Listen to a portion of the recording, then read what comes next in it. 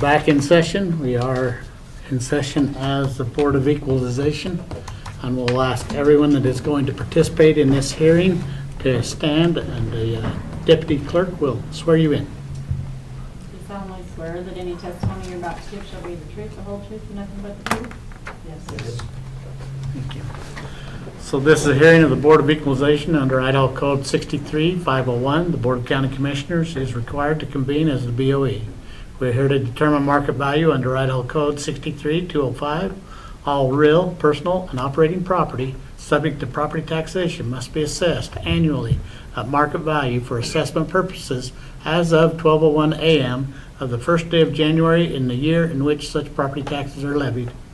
Furthermore, under Idaho Code 63-502, the function of the Board of Equalization shall be confined strictly to assuring that the market value for assessment purposes of property has been found by the assessor, and to the functions provided for in Chapter 6, Title 63, Idaho Code relating to exemptions from taxation.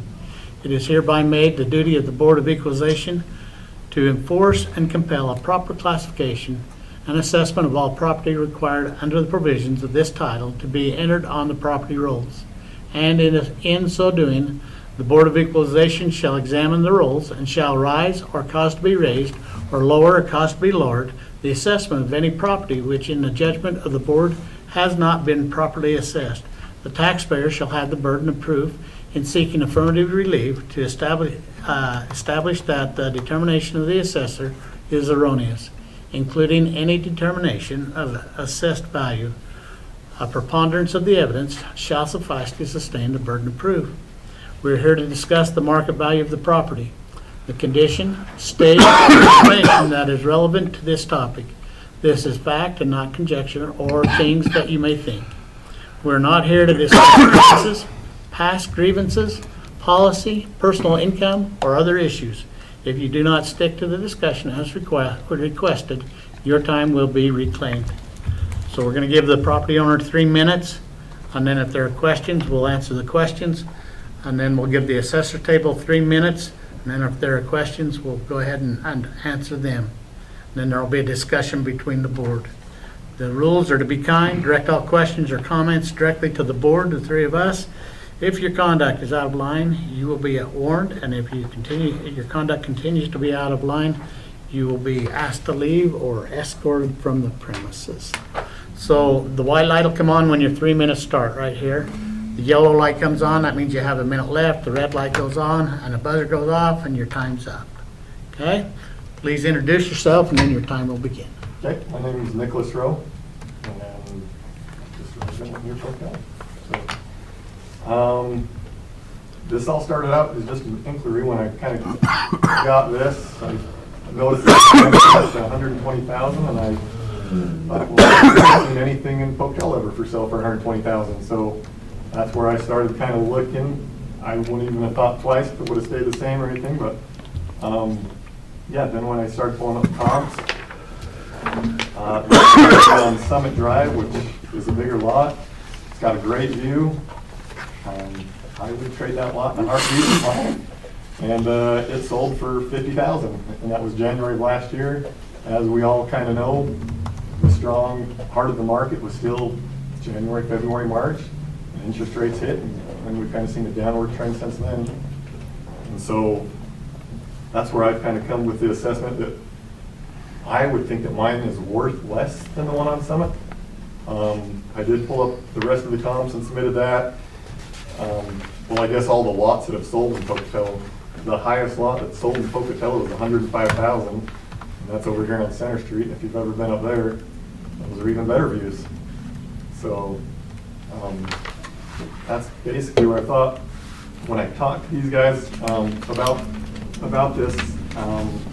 They actually, it was interesting. I think I talked to Mr. Shane, and I don't know if one of you guys are Shane. Correct. Okay. But he tried pulling up like a 2023 comp, which I think we all kind of know that's a no-no. We're kind of sticking to 2022. And so that's kind of my argument.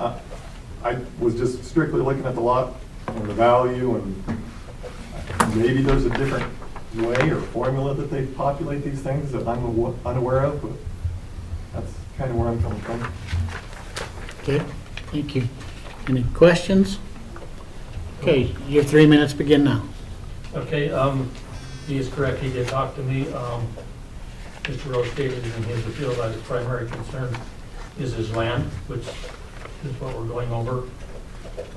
Per 2023 market analysis available on Bannock County Assessor's website, our land to building ratio was calculated at 75 to 25% rate, meaning that any allocated land value would be 25% of the total market sales. Market analysis of all sales in the area of Mr. Rowe's property at 2936 Butte Street showed that the median value of all allocated land from Satterfield east needs to be set at 120,000 to achieve equity in this area. Sales vicinity map 2 is a site rating map from our GIS map hub, which shows that all lots in this area are equitable and priced at 120,000 per lot. This is, we have a map here that you can see that shows all of them that is colored in yellow. They're all at 120,000. Comparable sales as shown that have been calculated at 80 to 20% rate to be conservative and still show equitably. The first comparable sales, which is on Clearwater, we show his land is at 131,440. Comparable sales 2. Yeah, there was it's at 120. On comparable sales 2, they're all the same. What should be is at 131,440. Comparable sales 2 is at 120, and it comes in at, with that ratio of 123,323. Comparable sales 3 is at 120 also, and it comes in at 164,320. And these are all within, I'd probably say, a half a mile radius of the temple. And that whole area is all, they're all the same. They're all, we had to be equitable for the state requirements, and every one of them is coming in at 120,000. And that's what we're seeing up there by the temple. So that's where we get our rates from. Okay, That's all I have. thank you. Questions about what he just said? I do, yeah. I've never seen that, and he's talked about this 25%, and this is the first time I heard it, because when I called him, and asked him, I was asking him, how do you guys figure this? Is it based on lot? Do you have a formula? How do you guys come up with this? And so this is kind of the first time I'm hearing about it. So I didn't really do homes for sale. Obviously, I went with lots that were around the area. But I could come up with homes, I'm sure, around the area. Okay. In that area too, I don't know what comps he has. A lot of them up there, it's a new subdivision, right? My house was built in '91. So, I don't think it's apples for apples necessarily on those newer lots compared to what I have. Okay. Commissioners? Just point of education for you. I did a quick Google search on lot valuation to property valuation rule of thumb in the construction world. And according to the Oracle, Google, it says that typically the lot value should be 25 to 33% of the property value.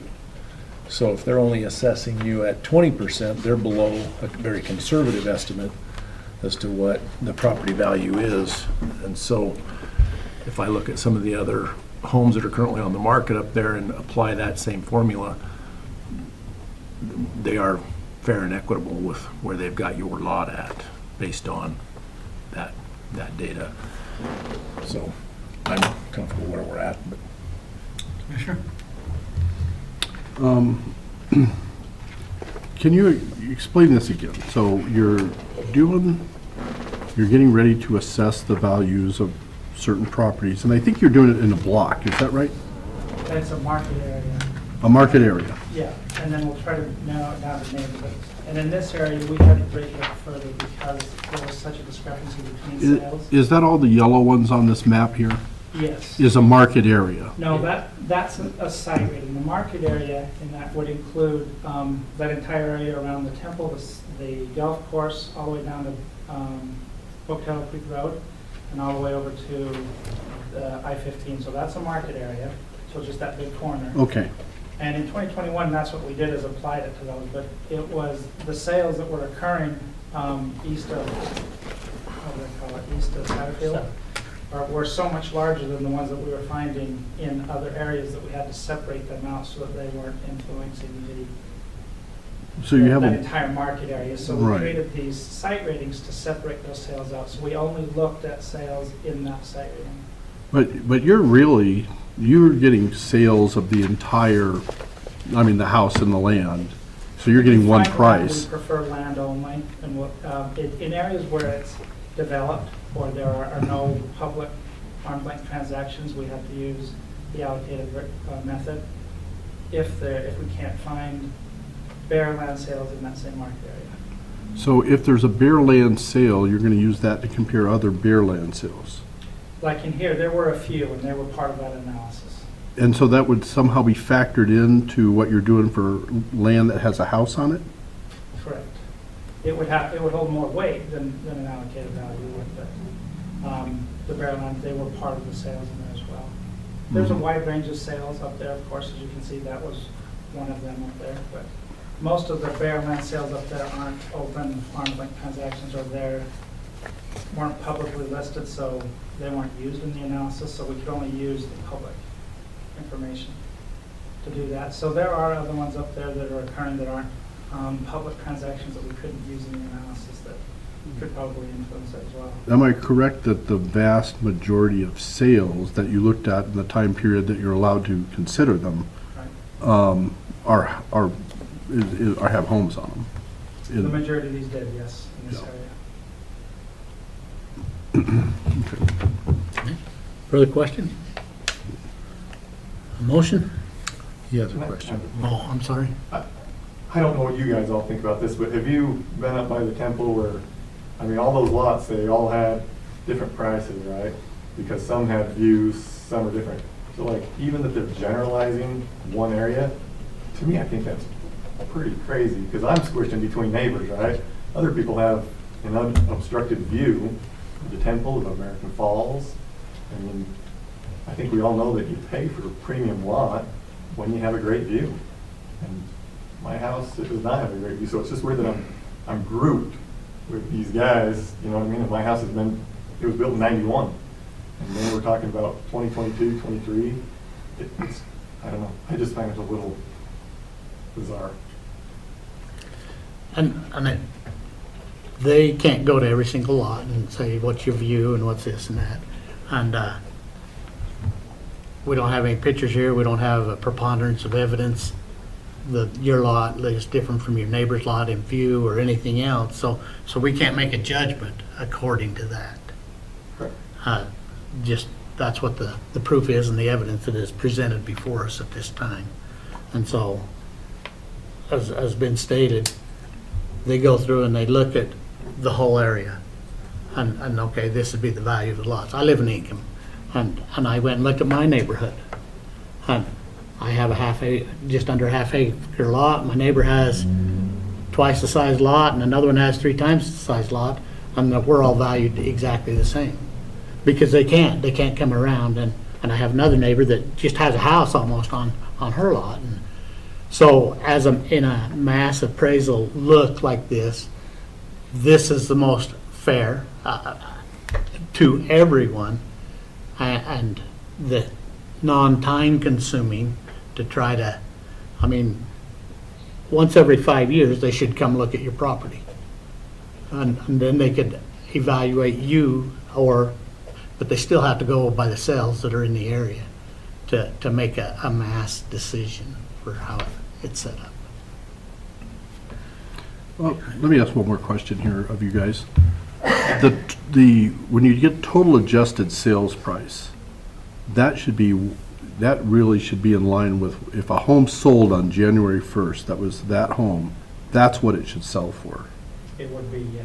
And so then, Or would we- and then that amount of money, you're gonna allocate some to land, you're gonna allocate some to The building. the building.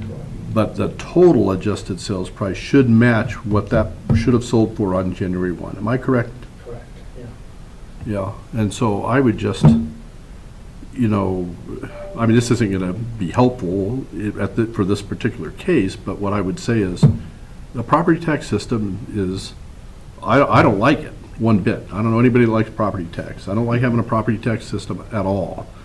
And when you get a property tax system, it's very unwieldy. How you make that fair for everybody, you know, the state of Idaho has decided this is the system we got, and we try to make it as fair as we can for the taxpayers. So, I don't know, all I can say is I feel what you're saying. I don't like the system, but that's the system we're stuck with. It's their job to take this system and do the best they can to make it fair and equitable for everybody.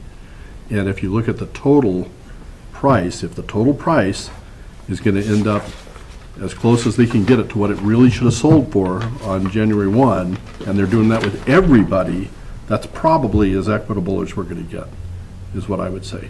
You're talking January 1-ish? It's always January 1 of the tax year is when they have to determine the assessed value. So they have all kinds of calculations that go into that. So, anyway. Motion?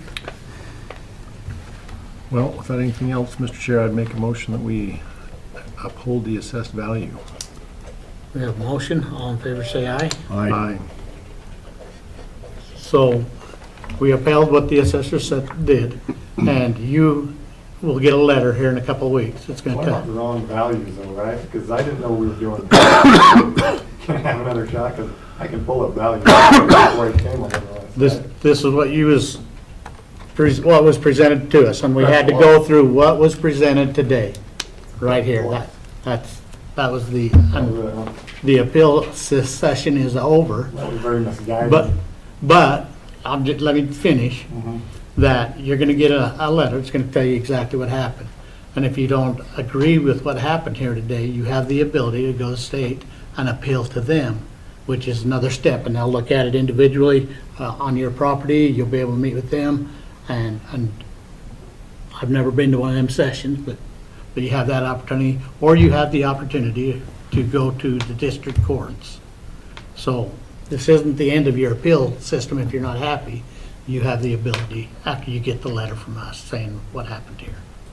I thought this was like a case-by-case basis, you guys hear it, but you guys are generalizing me with the whole group up there. Well, but you didn't present preponderance of evidence, you didn't show us pictures, you didn't show us, you just A whole said list of lots. lots, bare lots that were sold. And we're talking about a lot with a house on it. There's a big difference and so the comparisons were lots that had houses on them. So can I have at least of what the comparables were that he had? That's what I'm saying, like, it's completely one-sided. I don't have the comparables of what he gave. And you're more than welcome to go by their office and talk to them and get that, if that'll help you in your next step and stuff. I mean, we're not here to hammer on It is, somebody. obviously, right? Because it's like, if this was fair and equitable, you guys would look at each case individually. This is a completely different lot than everyone up there, right? It's already established it's not the same. So it's But- like, you guys should be looking at that, not, But you didn't bring that evidence to us. All you brought was a paper, all you brought is a paper that has a bunch of lots on it it, showed you that not one of them ever hit 120,000, and they're all bare lots, right? None of them with a house. correct? 'Cause that's what And we- everything that they brought, comparables, have a house on them at 120. And figuring it at 25%, right? Mhm. Yeah, I don't. Okay. Like Commissioner said, Oh, I know. that's what we have to work with. But, thank you.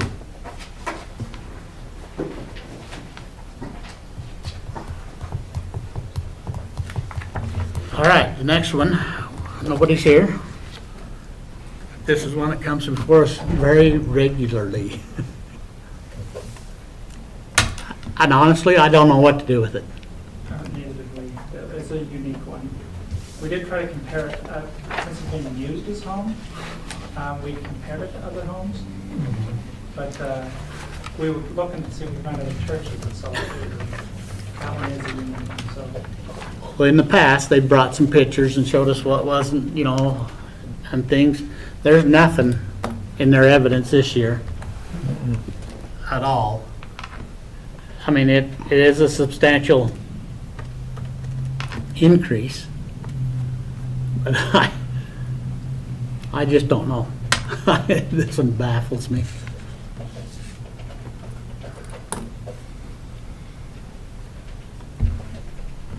Yeah. I was gonna say, we did state, it looks like we would need a Benson to talk to them, and, but there are a couple, I was just trying to look, and Hooker talked to them, Jason Hooker talked to them, and they did account for the condition of it, they lowered the condition as well to account for the condition provided, and they showed us those pictures. Yeah, we got to the average grade, fair condition. I I'm not quite sure. mean, if you look at comp 3 and comp and that, I mean, they don't compare to me. I mean, you know, Yeah, it's, inviting and, you know, enticement to buy or sell. Like I said, this one just baffles me every year. And we've had a BOE before. We've made adjustments.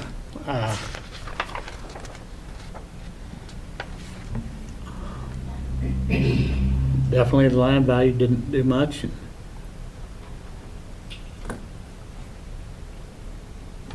But just 190,000, it's a pretty good increase.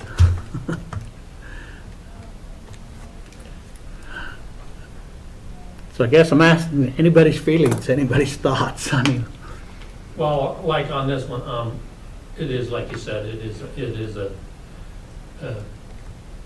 one that's hard to compare because it was a church and it's been converted into a house. It's just, you know, churches are built better than that average house, so we compared it to like these homes, you know, as close as we could get. Yeah. For what we felt, because it is, they're living in it, it is a residential house now, so that's where we got these comparable sales for. It's just one of those that's not a typical oh, one. my feelings a little bit is to uphold what we have here. The individual has the opportunity to appeal. And then they could go to the state, they could and make the state make a decision. And then that would give us a ballpark, a shooting figure that we could work with in the future.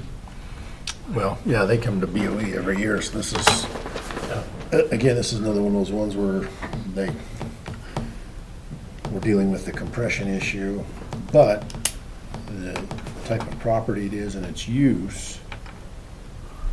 Another mention is just like, they're sitting on 2.81 acres, you know, when. Which is Out that's a there, prime, you know. is that commercial or land, or in a commercial zone out there? I don't believe it's commercial myself, I've actually. Because they've got, don't they have the power or Intermountain gas Intermountain right gas behind is on them? And they've got a convenience store right across On the the street? corner. Yeah, So, yeah. It could be commercial property, right. is what you're saying. I mean, Yeah. And at one upon a time, that wasn't commercial property, it used to be a wedding shop, before, after the church, so, okay. yeah. I mean, I don't know. I kind of voiced what I was thinking, and I don't know. I don't have a better direction. I hate to kick it up to the state, but I kind of agree with what you're saying, that we make them go to BTA, and maybe BTA can find a better solution. Yeah. We did try to account for the fact that it was old and that had poor condition. We've got 75% depreciation on it? No, excuse me, I gotta look at the current. I was looking back at the history to see if there's anything.